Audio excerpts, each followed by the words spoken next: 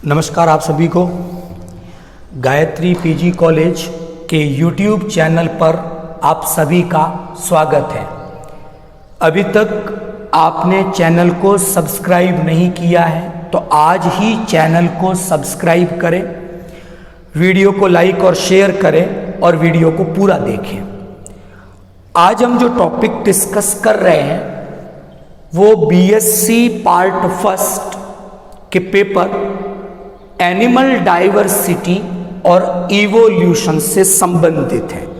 तो एक्चुअल में हम लोग क्या कर रहे थे कि हमने एक सीरीज बनाई है, श्रृंखला बनाई है टॉपिक की, और वो हमारा एक कॉमन सा टॉपिक था बेसिस ऑफ क्लासिफिकेशन। जंतुओं का जो मॉडर्न क्लासिफिकेशन है, आधुनिक वर्गीकरण है, उस वर्गीकरण के आधार क्या है, तो हम ये डिस्कस कर रहे थे। तो उसमें से हमने एक वीडियो में सिमेट्री, सममिति के बारे में डिस्कशन किया था। एक वीडियो हमने बनाया था वो सीलोम, देह गुहा से संबंधित था। एक वीडियो हमारा लेवल ऑफ ऑर्गेनाइजेशन, संगठन के स्तर से संबंधित था। तो उसी कड़ी में आज जो हमारा वीडियो है ये भी बेसिस ऑफ क्लासिफिकेशन, वर्गीकरण के आधार से ही संबंधित है। और आज जो हम डिस्कस कर रहे हैं आधार, वो है एम्ब्रियोनिक डेवलपमेंट, भ्रूणीय परिवर्धन के आधार पर। तो आज हम जो वर्गीकरण का आधार पढ़ेंगे वो भ्रूणीय परिवर्तन है। तो छोटी छोटी कुछ बातें हैं, एग्जाम पॉइंट ऑफ व्यू से 1 मार्क्स के क्वेश्चन इस टॉपिक से यूनिवर्सिटी एग्जाम में पूछे जाते हैं। तो डिस्कस करते हैं भ्रूणीय परिवर्तन के बारे में।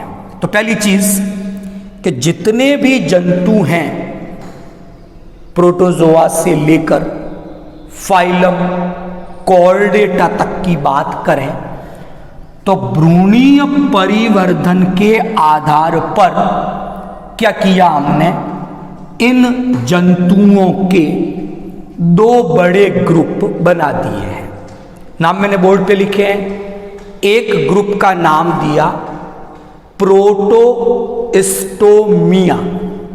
कॉमनली, पॉपुलरली इन जंतुओं को हम प्रोटोस्टोमेट जंतु के नाम से जानते हैं।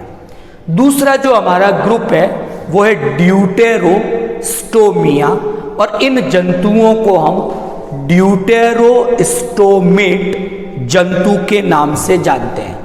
तो बेसिकली हमारा डिस्कशन आज ग्रुप फर्स्ट प्रोटोस्टोमिया और ग्रुप सेकंड ड्यूटेरोस्टोमिया पर रहेगा। तो पहले तो ये डिस्कस करें क्या है, कौन से जंतुओं को इसमें रखा है, कौन से जंतुओं को इसमें रखा है, रखने का आधार क्या है, क्या क्वालिटीज इन जंतुओं की है, क्या क्वालिटीज इन जंतुओं की। तो पहले कुछ ये डिस्कशन करेंगे, फिर अगले पार्ट में आएंगे। नंबर 1, कुछ स्ट्रक्चर्स के मैं नाम लिख रहा हूं, हो सकता है आपने सुनी हुई हो, नहीं सुनी हुई हो, तो आज हम डिस्कस करेंगे इनके बारे में। नंबर 1, जो प्रोटोस्टोमिया है उसमें मैं एक स्ट्रक्चर का नाम काम में ले रहा हूं। It is called blastopore. ये एक संरचना है। अगर मैं हिंदी में कहूं इसे, तो इसे कोरक रंध्र या कोरक छिद्र इस नाम से जानते हैं। तो संरचना है ब्लास्टोपोर। अब हमने कहा देखी ब्लास्टोपोर, तो पहले उस पर डिस्कशन करेंगे। जब भी लैंगिक विधि से जनन की क्रिया हुई, सेक्सुअल रिप्रोडक्शन हुआ, सबसे पहले स्पर्म और ओवा, नर युग्मक शुक्राणु, मादा युग्मक अंडाणु, इनके संलयन की क्रिया होती है। उसे हम निषेचन कहते हैं। निषेचन हो गया। जाइगोट का निर्माण हो गया, युग्मनज बना। अगली स्टेज में युग्मनज से मोरूला अवस्था बन जाएगी, तूतक अवस्था का निर्माण हुआ। मोरूला को हिंदी में तूतक कहा। मोरूला से ब्लास्टूला अवस्था आई, कोरक अवस्था आई। ब्लास्टूला से गैस्ट्रूला अवस्था आ जाती। नाम याद हो गए होंगे। तो उस गैस्ट्रूला जो है उसकी एक ओपनिंग है, उस ओपनिंग का नाम ब्लास्टोपोर, कोरक रंध्र। अब क्या होगा कि वे सभी जंतु जिनमें ब्लास्टोपोर डेवलपमेंट के दौरान निर्माण कर ले, किसका? माउथ का, मुख का। तो क्या कहा? ब्लास्टोपोर बना दे माउथ। तो during the development if blastopore form the mouth, तो ऐसे जो जंतु होंगे उन्हें हमने कौन से ग्रुप में रखा? प्रोटोस्टोमिया। और इन जंतुओं को हम कह देंगे प्रोटोस्टोमेट जंतु। तो एक ही बात याद रखनी है, कोरक रंध्र से मुख का निर्माण हुआ है। बात करते हैं ड्यूटेरोस्टोमिया की। इनमें भी यही ओपनिंग है, ब्लास्टोपोर, कोरक रंध्र। लेकिन डेवलपमेंट के दौरान इन जंतुओं में ब्लास्टोपोर मुख नहीं बनाए, कुछ और संरचना बना दे, तो ब्लास्टोपोर ने गुदा द्वार का निर्माण किया, एनल ओपनिंग बना दी। अगर ब्लास्टोपोर एनस बनाए, माउथ नहीं बनाए, तो उस ग्रुप का नाम ड्यूटेरोस्टोमिया है। और ऐसे जंतुओं को हम कहेंगे ड्यूटेरोस्टोमेट जंतु। एक डिफरेंस सबको याद हुआ, कोई दिक्कत नहीं, सिंपल। दूसरा डिस्कशन करेंगे, फिर कुछ एग्जाम्पल डिस्कस कर लेंगे। नंबर 1, अब हम बात कर रहे हैं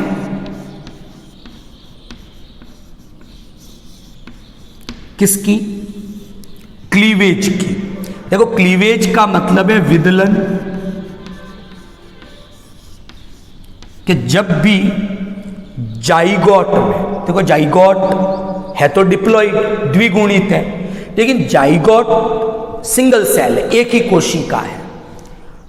तो क्या होगा? जाइगोट में माइटोटिक डिवीजन होंगे, समसूत्री विभाजन होंगे। यहां तक ठीक? और समसूत्री विभाजन लगातार होते जाएंगे और एक बहुकोशिकीय मोरूला अवस्था का निर्माण होगा। तो ये जो समसूत्री विभाजन जाइगोट में हो रहे हैं उनका नाम है क्लीवेज, विदलन। अब वास्तव में ये विदलन समसूत्री विभाजन तो नहीं है, कुछ अंतर है उसमें। क्या? कि समसूत्री विभाजन जब होता है, मैं साइड में कहीं लिख देता हूं, तो एक सेल साइकिल के बारे में आपने पढ़ा होगा। तो G1, S, G2 और M। तो समसूत्री विभाजन जब कोशिका में विभाजन होगा तो कोशिका चक्र में ये 4 अवस्थाएं आएगी। G1 वृद्धि अवस्था है, S में DNA डबल होता है, G2 में फिर वृद्धि होगी और M में पहले केंद्रक का विभाजन होगा, फिर कोशिका द्रव्य का विभाजन होगा। तो ये 4 अवस्थाएं हमें समसूत्री विभाजन में, माइटोसिस में दिखाई देती, लेकिन क्लीवेज में ये G1 और G2 नहीं होगी। मतलब जब विदलन में विभाजन होंगे तो किसी भी प्रकार की वृद्धि नहीं होती, केवल S और M, DNA डबल हुआ विभाजन, DNA डबल हुआ विभाजन। इसलिए क्लीवेज बड़े तेजी से होने वाले विभाजन है। तो विदलन हुआ, तो ये विदलन कैसा है? कैसे का मतलब है विदलन का टाइप कैसा है, किस प्रकार का विदलन हो रहा है? तो हम बात करते हैं, अभी थोड़ा सा और एक्सप्लेन करेंगे। हालांकि बीएससी सेकेंड ईयर में ये पूरा पेपर है अपने डेवलपमेंटल बायोलॉजी, तो यहाँ एक ब्रीफ डिस्कशन करेंगे, सेकेंडरी में इसको डिटेल अपन डिस्कस करेंगे। तो क्लीवेज में क्या होगा कि अगर वो क्लीवेज की प्रोसेस जो हो रही है उसकी क्वालिटी की बात मैं करूं कि वो क्लीवेज जो हो रहा है वो क्लीवेज अगर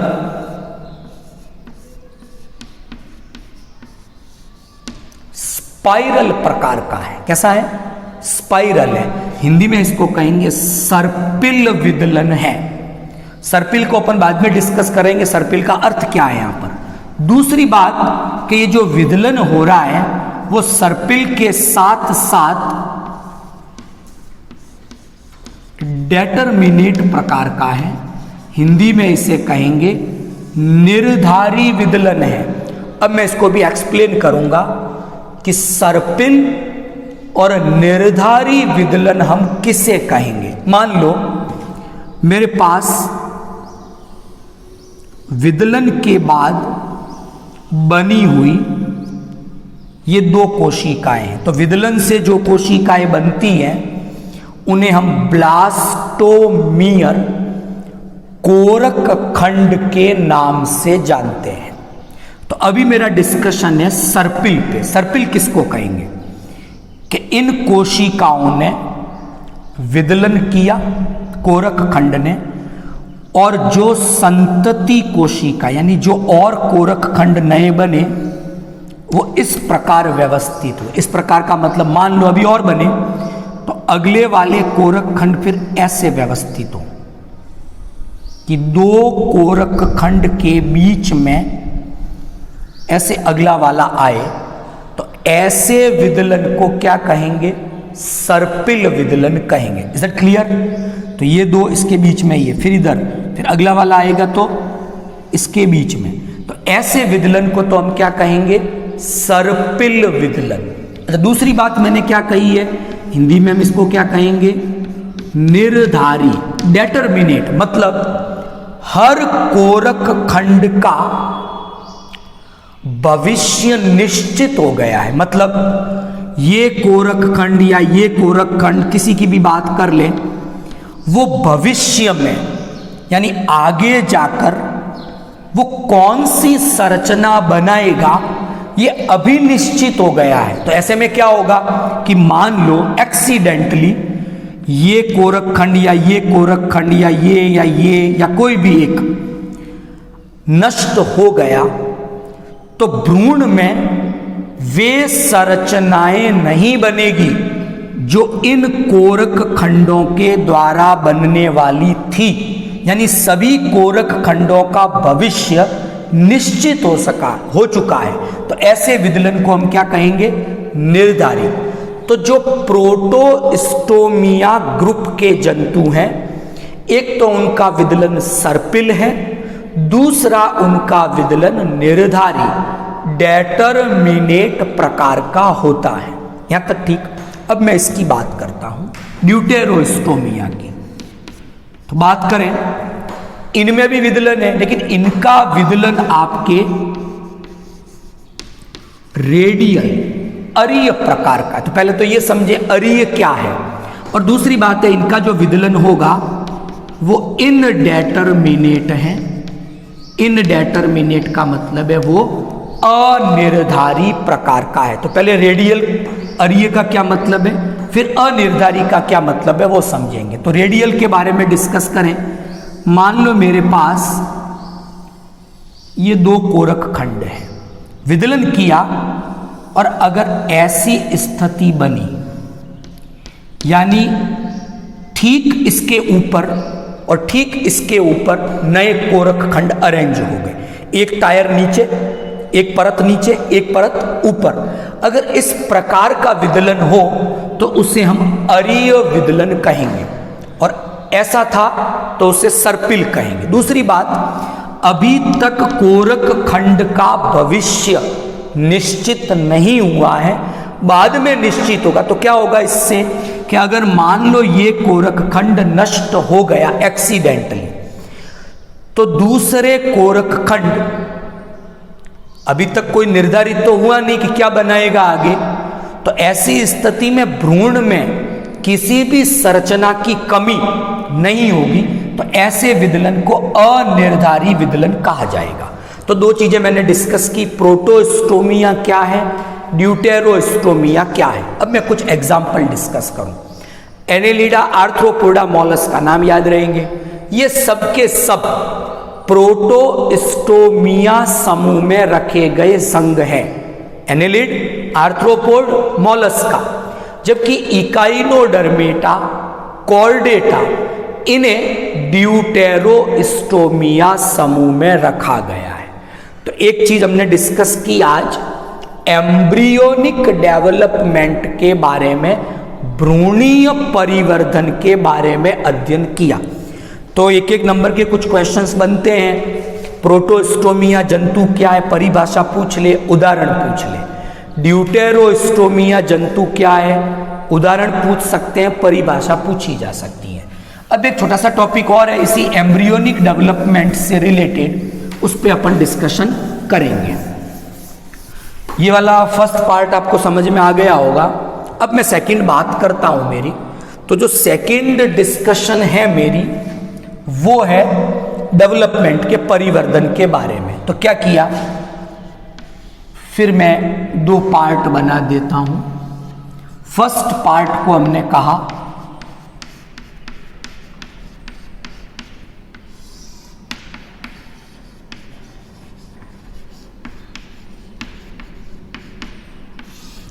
इनडायरेक्ट डेवलपमेंट, हिंदी में इसे हम अप्रत्यक्ष परिवर्धन कहेंगे। और सेकंड जो है वो है डायरेक्ट डेवलपमेंट, प्रत्यक्ष परिवर्धन कहेंगे। तो छोटा सा टॉपिक एक डिस्कस कर रहे हैं, अप्रत्यक्ष परिवर्धन और प्रत्यक्ष परिवर्धन के बारे में। Direct development, indirect development. Okay, समझते पहले इसको। इनडायरेक्ट डेवलपमेंट को क्या होगा कि जिन एनिमल्स में, यानी जिन जंतुओं में ऐसा परिवर्धन है, मतलब अप्रत्यक्ष परिवर्धन है, तो क्या होगा उनका जीवन चक्र में, उस पर डिस्कस कर रहा हूं। क्या होता है शुरुआत में, सबसे पहले एम्ब्रियो है, हिंदी में आप इसे भ्रूण के नाम से जानते हो। एम्ब्रियो के बाद यहां एक आना चाहिए आपके वयस्क जंतु, हिंदी में आप इसे क्या कह सकते हो, एडल्ट। लेकिन हुआ क्या कि एम्ब्रियो और एडल्ट यानी भ्रूण और वयस्क के बीच में एक मध्यवर्ती अवस्था और आई, जिसका नाम क्या दिया, लार्वा। तो अगर किसी जंतु के जीवन चक्र में एक मध्यवर्ती अवस्था हो, और उस मध्यवर्ती अवस्था का नाम क्या है, लार्वा अवस्था। तो यदि किसी जंतु के जीवन चक्र में एक मध्यवर्ती इंटरमीडिएट स्टेज प्रेजेंट हो, और उस इंटरमीडिएट स्टेज को लार्वा अवस्था कहा जाएगा। अगर ये होती है तो ऐसे डेवलपमेंट को इनडायरेक्ट डेवलपमेंट, अप्रत्यक्ष परिवर्धन के नाम से जाना जाता है। यहां तक ठीक। तो इनडायरेक्ट डेवलपमेंट मतलब लार्वा होना चाहिए। अब होगा क्या, भ्रूण सीधा वयस्क नहीं बनाएगा, पहले वो एक लार्वा अवस्था का निर्माण कर देगा। लार्वा कुछ समय तक रहेगा और फिर लार्वा बदल जाएगा एडल्ट के अंदर। तो यहां एक सिंपल सी बात आती है, तो जिन जंतुओं में इनडायरेक्ट डेवलपमेंट होगा तो उनके जीवन चक्र में एक विशेष घटना देखने को मिलेगी, जिसे हम कहेंगे मेटामॉर्फोसिस, हिंदी में इसे कहेंगे कायांतरण। तो सब में तो नहीं है ऐसा, तो जिनमें जिनमें अप्रत्यक्ष परिवर्तन है, अगर हम ऐसे जंतुओं का अध्ययन करते हैं तो हमें उनके जीवन चक्र में ये विशेष घटना दिखाई देती हैं जिसे हम मेटामॉर्फोसिस या कायांतरण के नाम से जानते हैं। बात ठीक है। अब ऐसा क्यों होता है, क्या है, वो डिस्कस करेंगे। सिंपली अपन याद कर दें, पोरीफेरा जो स्पंज है उनमें लार्वल स्टेज पाई जाती है, नाम है उसके पैरेनकाइमूला लार्वा हो सकता है पोरीफेरा में, एम्फीब्लास्टूला लार्वा हो सकता है। इसी तरह सिलेंट्रेटा में हाइड्रूला लार्वा पाया जाता है, एफाइरा हो सकता है। प्लेटीहेल्मिन्थेस में तो कई सारे लार्वा हैं, पढ़े होंगे आपने, सिस्टी सर्कस होता है, ब्लैडर वर्म है, ऐसे कई प्रकार के, रेडिया, सर्केरिया, मेटा सर्केरिया, खूब लार्वा है। एनेलिड्स में ट्रोकोफोर एक लार्वा पाया जाता है। आर्थ्रोपोडा के, क्रस्टेशिया के तो खूब सारे लार्वा हैं, जोइया, मेगालोपा, इस तरह के। इकाइनोडर्मेटा में खूब सारे लार्वा पाए जाते हैं। तो अधिकांश जंतुओं में, जो सरल जंतु हैं, उनमें इनडायरेक्ट डेवलपमेंट, जैसे मानव उदाहरण लें, वो प्रत्यक्ष परिवर्धन का है। पक्षियों में प्रत्यक्ष परिवर्धन है, सरीसृपों में प्रत्यक्ष परिवर्धन है। उनके जीवन चक्र में किसी भी प्रकार का कोई लार्वा नहीं है। तो क्या स्थिति होगी, अगर मैं लिखना चाहूं तो क्या है कि जीवन चक्र में एम्ब्रियो है और एम्ब्रियो बाद में सीधा क्या बना दे, एडल्ट, वयस्क। मतलब इनके जीवन चक्र में ये जो इंटरमीडिएट स्टेज जो इनमें थी, ऐसी कोई मध्यवर्ती अवस्था इनके जीवन चक्र में दिखाई नहीं देती। और क्या होगा कि इनके जीवन चक्र में कायांतरण जैसी कोई घटना भी हमें दिखाई नहीं देगी। तो ये एक छोटा सा अंतर हमने डिस्कस किया इनडायरेक्ट डेवलपमेंट और डायरेक्ट डेवलपमेंट के बारे में, यहां तक ठीक।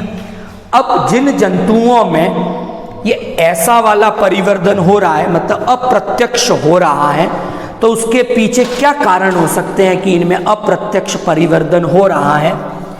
तो कुछ ऐसे कारण हम यहाँ डिस्कस कर रहे हैं कि क्या हुआ होगा, या ऐसे क्या रीजन है कि ये जंतु सीधे वयस्क का निर्माण नहीं करके एक मध्यवर्ती का निर्माण करते। तो पहला एक कारण ये दिया जा सकता है कि अंडा जो है उसमें यॉक, पीतक पाया जाता है। पीतक जो है, यॉक जो है, वो परिवर्धनशील भ्रूण के लिए न्यूट्रिशन या पोषण का काम करता है। अगर अंडे में पर्याप्त मात्रा में पीतक भरा हुआ है, सफिशिएंट है, तो ऐसी स्थिति में भ्रूण का पूरा परिवर्धन हो जाएगा और इसलिए कोई मध्यवर्ती अवस्था की आवश्यकता नहीं होती। जैसे पक्षियों के अंडे, सरीसृपों के अंडे, वो अत्यधिक पीतक या यॉक से भरे हुए हैं। उन्हें हम मेगालेसीथल, टीलोलेसीथल, इन अंडों के नाम से जानते हैं। तो पीतक खूब है, इसलिए भ्रूण का पूरा परिवर्तन हो गया, पोषण पर्याप्त था, कोई मध्यवर्ती अवस्था नहीं बनी। लेकिन जिनके अंडों में पीतक की मात्रा पर्याप्त नहीं है, यॉक कम है, तो जब यॉक कम है तो भ्रूण का पूरा परिवर्तन हो नहीं पाया और इस कारण वो एक मध्यवर्ती अवस्था में आए और बाद में जब परिवर्तन हो गया पूरा तो वो वयस्क में परिवर्तित हो गए। ऐसा हो सकता है। तो एक रीजन तो ये हो सकता है पीतक का। दूसरा कि कई जंतु क्या है, वो स्थानबद्ध है, गमन नहीं कर सकते एक जगह से दूसरी जगह तक। तो वयस्क अवस्था में जंतु स्थानबद्ध है, गमन कर नहीं सकता, तैर नहीं सकता। तो ऐसी स्थिति में इन जंतुओं के वितरण में कमी आ जाती, सब जगह ये नहीं पाए जा सकते। तो इनके जो लार्वा है वो फ्री स्विमिंग है, तैरने वाले हैं। जैसे स्पंज की बात करें, पोरीफेरा की, वो खुद तो जंतु स्थानबद्ध है लेकिन उनके लार्वा फ्री स्विमिंग है, तो ऐसी स्थिति में क्या होगा कि लार्वा जंतु के वितरण में मदद कर देगा। दूर दूर तक जंतु का जो वितरण हो रहा है वो किसकी सहायता से हो पाएगा? लार्वा की सहायता से हो पाएगा। तो इसलिए भी हो सकता है कि वो एक इंटरमीडिएट मध्यवर्ती अवस्था का निर्माण करे ताकि जंतु के वितरण में सहायता मिल सके। तो हमने डिस्कस किया डायरेक्ट और इनडायरेक्ट डेवलपमेंट, याद रहेगा। एक चीज यहाँ याद रखनी है आपको, हालांकि ये हम बीएससी सेकेंड ईयर में डिस्कस करेंगे कि कुछ जंतु होते हैं उनमें ऐसा होता है कि लार्वा ही बना रहता है, मतलब वो वयस्क में परिवर्तित नहीं होता। तो लार्वा का लार्वा ही बना रहना और उसमें गोनेड जनन विकसित हो गए, वो जनन करने लग गया। तो ऐसी कुछ घटनाएं मिलती है जिनको हम पीडोजेनेसिस के नाम से जानते हैं, तो उसके बारे में भी डिस्कस बाद में करेंगे हम। तो यहाँ तक ये सेकंड पार्ट समझ में आया। तो फर्स्ट पार्ट में हमने प्रोटोस्टोमिया ड्यूटेरोस्टोमिया डिस्कस किया, सेकंड पार्ट में हमने प्रत्यक्ष अप्रत्यक्ष परिवर्धन डिस्कस किया और अब फाइनली एक छोटा सा डिस्कशन कर रहे हैं। फिर हमारे जो ये श्रृंखला थी वीडियो की बेसिस ऑफ क्लासिफिकेशन, ये कंप्लीट हो जाएगी। तो लास्ट हम डिस्कस कर रहे हैं, ये बिल्कुल सिंपल सा टॉपिक है, आपने पहले भी पढ़ा हुआ होगा, तो मैं ज़्यादा डिटेल डिस्कस नहीं करूँगा इसके बारे में। नंबर 1, कुछ जंतु हैं वो है आपके ओविपेरस, अंडज के नाम से जानते हैं। कुछ जंतु हैं आपके विविपेरस, जरायुज हैं। और एक तीसरी कैटेगरी आज और डिस्कस कर रहे हैं, ओवो विविपेरस, अंड जरायुज। तो 3 कैटेगरियां हो गई जंतुओं की, अंडज, जरायुज, अंड जरायुज। एक एक उदाहरण लेके डिस्कस करें। सिंपल नंबर 1, वे सभी जंतु जो अंडे देते हैं, अंडे का मतलब है अनिषेचित अंडे आए, यानी परिवर्धन की क्रिया एक्सटर्नल। कैसा परिवर्धन है कि भ्रूण का परिवर्धन जंतु के शरीर से बाहर होगा। ठीक, वो तो अंडे में रहा है लेकिन वो जंतु के शरीर से बाहर है, तो ऐसे जंतुओं को क्या कहेंगे? ओविपेरस। दूसरी बात, जब जंतु के शरीर से बाहर है, अंडे में हो रहा है, इसका मतलब परिवर्धन के दौरान जो न्यूट्रिशन देने का काम है वो कौन करेगा? यॉक या पीतक करेगा। जितने भी पक्षी हैं वो एग्जाम्पल है आपके अंडज जंतुओं का, ओविपेरस जंतुओं का। सेकंड कैटेगरी है मेरी विविपेरस। इनमें परिवर्धन की क्रिया जंतु के शरीर के भीतर हो रही है। और सामान्यतः बात करें कि जो मादा जंतु है, फीमेल है, उसके रिप्रोडक्टिव सिस्टम में यूटेरस, गर्भाशय है। तो वहां पर क्या होता है? भ्रूण यानी गर्भ, फिटस और यूटेरस के बीच में एक संबंध बन जाता है। क्या कहते हैं उस संबंध को? प्लेसेंटा, अपरा या आवल कहा जाता है। तो परिवर्तन इंटरनल है, मादा जंतु के शरीर में गर्भाशय में हो रहा है, वहां एक संबंध स्थापित हो गया, प्लेसेंटा। तो न्यूट्रिशन मिलेगा किससे? मदर के ब्लड से न्यूट्रिशन मिलेगा भ्रूण को, यॉक से नहीं मिलेगा। एग्जाम्पल ह्यूमन ले लो आप, मैमल्स विविपेरस के उदाहरण हैं। नेक्स्ट डिस्कस की मैंने ओवो विविपेरस, शार्क का एग्जाम्पल है, डॉग फिश का उदाहरण ले लें। डेवलपमेंट इंटरनल है, ठीक बात, परिवर्धन आंतरिक, किसके जैसे है? इनके जैसे। लेकिन न्यूट्रिशन देने का काम अभी भी भ्रूण को कौन करेगा? यॉक। मतलब ऐसी कोई संरचना, प्लेसेंटा जैसा संबंध इन जंतुओं में अभी तक निर्मित नहीं हुआ है। तो अभी भी भ्रूण को पोषण पीतक देगा, लेकिन डेवलपमेंट इंटरनल है, इसलिए नाम क्या काम में लिया? ओवो विविपेरस, अंड जरायुज। तो आज 3 छोटे छोटे टॉपिक हमने डिस्कस किए, आपको समझ में आ गए होंगे, तीनों के उदाहरण समझ में आ गए होंगे। प्रोटोस्टोमेट कौन है, ड्यूटेरोस्टोमेट कौन है, प्रत्यक्ष परिवर्धन क्या है, अप्रत्यक्ष परिवर्धन क्या है, अंडज कौन है, जरायुज कौन है और अंड जरायुज क्या होते हैं। Is it clear? तो आज हमने ये सीरीज कंप्लीट की है कल से हम बीएससी पार्ट फर्स्ट के नेक्स्ट टॉपिक पर आएंगे। Thank you all of you.